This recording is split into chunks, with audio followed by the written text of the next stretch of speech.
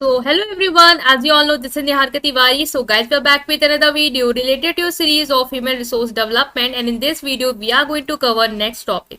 इससे पहले वाले पार्ट में हमने जॉब एनरिचमेंट के टॉपिक को कवर किया था। जॉब एनरिचमेंट क्या होता है उसके रिगार्डिंग जितने भी टॉपिक्स थे, सब टॉपिक्स थे, कवर अप कर लिए थे। आज हम नेक्स्ट टॉपिक के साथ मूव करेंगे।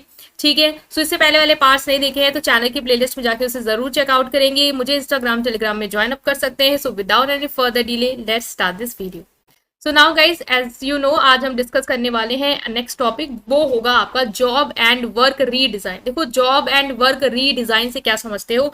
डिजाइन मतलब तो आपको समझ में आता है किसी चीज को बनाना कि किस तरीके से वो चीज होगी। ठीक है, काम किस तरीके का होगा, उस तरीके से आपने पूरा स्ट्रक्चर फॉर्मेट वगैरह जो भी है वो डिसाइड कर लिया है। रीडिजाइन कर रहे हैं इसका मतलब दोबारा से आप जब उसको डिजाइन कर रहे हैं, आपको लग रहा है ये चीज ऐसे नहीं ऐसी होनी चाहिए, उसे हम कहेंगे वर्क रीडिजाइन या जॉब रीडिजाइन। तो देखो क्या है ये job and work redesign refers to the process of re-evaluating and modifying the structure, task and process of job within their organization to improve efficiency, productivity and employee satisfaction। मान लो आपने जिस तरीके से काम दे रखा था लोगों को, जिस स्ट्रक्चर में काम था या जो भी टास्क थे या जिस तरीके से उन्हें वो पूरा करना था, आपको लगा कि ये तरीका सही नहीं है, हम कुछ नया कर सकते हैं जिससे काम और इजीली हो जाए। तो आपने क्या किया, उस पूरे प्रोसेस को चेंज कर दिया, उसमें कुछ स्ट्रक्चर में मॉडिफिकेशन आप ले आए। क्यों लाए? ताकि वो काम और आसान हो जाए और एफिशिएंसी बढ़ जाए, उससे एम्प्लॉयज की प्रोडक्टिविटी बढ़ जाए और उनको सेटिस्फेक्शन मिले।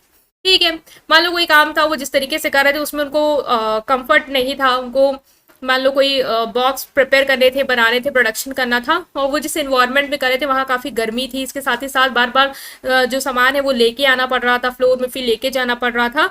आपने क्या किया, आपने एक लिफ्ट वगैरह लगा दी कि लाने वाने की जरूरत नहीं है आपको स्टेयर से, वो अपने आप खुद आता जाएगा, या फिर आपने वहां पे और अच्छा एसी वगैरह सेटअप कर दिया। तो पूरा रीडिजाइन कर दिया आपने पूरे स्ट्रक्चर को या पूरे प्रोसेस को कि अब वैसे नहीं करना है, अब आपको सिंपली यहाँ से मशीन से गैदर करना है और अपना प्रोडक्शन वर्क करना है, जिस तरीके से भी आप दोबारा रीडिजाइन कर रहे हो। एग्जाम्पल था, तो ये क्या है, work and job redesign. So it वॉल्व analysing and redesigning job role and responsibility to better align with organisational goal. आपने कोई रोल दिया है किसी को, तो आपने क्या किया, उसको दोबारा से देखा कि क्या उस रोल में कमी है, उसके बाद उस रोल में थोड़ा बहुत चेंजेस करके वो रिस्पॉन्सिबिलिटी, वो रोल उनको और दे दिए ताकि उसको वो आप उस तरीके से कर पाए इजिली और ऑर्गेनाइजेशन के गोल को अचीव करने में हेल्प करें। ठीक है, कौन कौन से एस्पेक्ट या स्ट्रैटेजीज है जो जॉब एंड वर्क रीडिजाइन में हम करते हैं, इन्वॉल्व करते हैं, वो क्या है, कैसे आप जॉब और वर्क को रीडिजाइन कर सकते हो। पहला है टास्क एनालिसिस, मतलब जो भी काम है उसको पहले एनालाइज करो, देखो वो क्या है।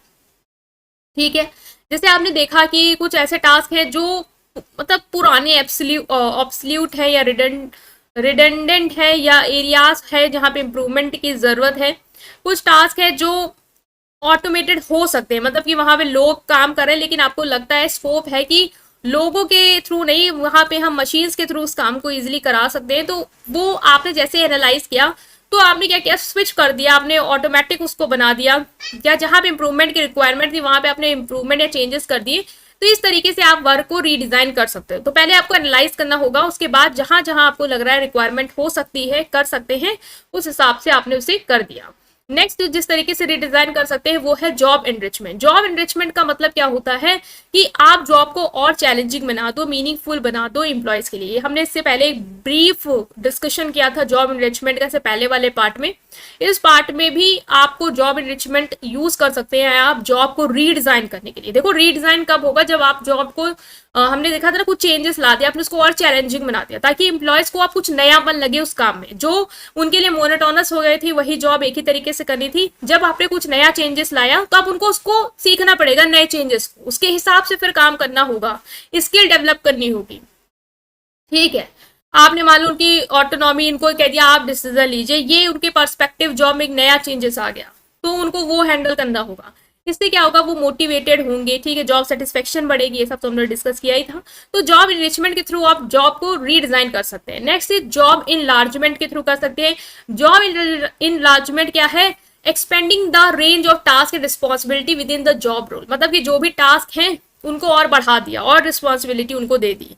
Like it aim to provide employees with greater variety of task which can help combat in monotony and increase job satisfaction, मतलब कि जो क्या कर सकते हैं, मोनोटोनी और इन सारी चीजों को हटा सके। ठीक है, मतलब कि आपने और टास्क दे दिए, मान लो एक ही जैसा टास्क कर रहे थे, एक ही टास्क कर रहे थे, जब हमने वैरायटी ऑफ टास्क दे दी तब उनको लगा कि जो बोरिंग चीज थी अब उससे हम थोड़ा और मूव करें न्यू चीजें में, तो हमें उसमें इंटरेस्ट आ रहा है उस चीज को, नया चीज को करने में, तो उससे उनको सेटिस्फेक्शन होगा, ठीक है, मोटिवेटेड होंगे, ये सारी चीजें कर सकते हैं। जॉब को रीडिजाइन करने के लिए जॉब रोटेशन आप कर सकते हो। देखो आपको पता है रोटेशन क्या है, स्विच कर दिया एक जॉब को दूसरे रोल में, ठीक है।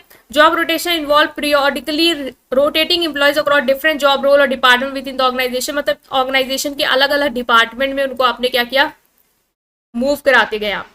कोई प्रोडक्शन में कर रहा है उसको सेल्स में भेज दिया, सेल्स में कर रहा मार्केटिंग में भेज दिया, अब वो वहां जाएगा, वहां के जॉब रोल को अंडरस्टैंड करेगा, वहां पे नया काम सीखेगा, नए काम को करेगा। इससे क्या होगा, उसके जो वर्क है, जो उसका काम, उसमें आपने पूरी तरीके से उसको क्या कर दिया, दोबारा से रीडिजाइन कर दिया उसके लिए।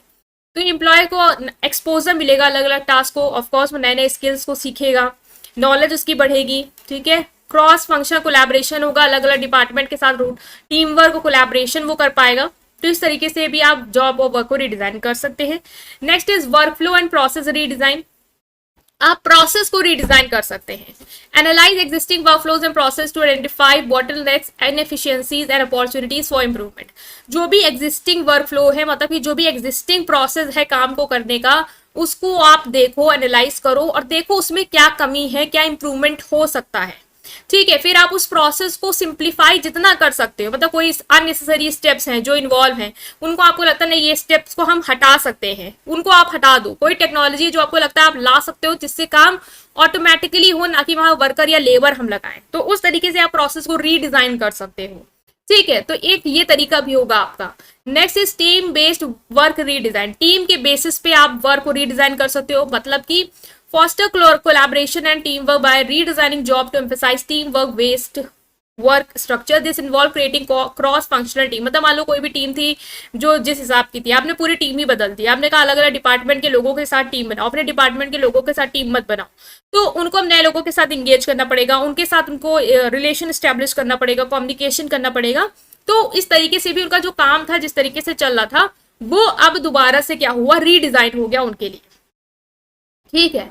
फ्लेक्सिबल वर्क अरेंजमेंट कर सकते हो, मतलब कि जो भी वर्क अरेंजमेंट है आपकी, उनको फ्लेक्सिबल कर दो, मतलब कि चेंजेस हो पाए इजिली जब वो रिक्वायरमेंट हो।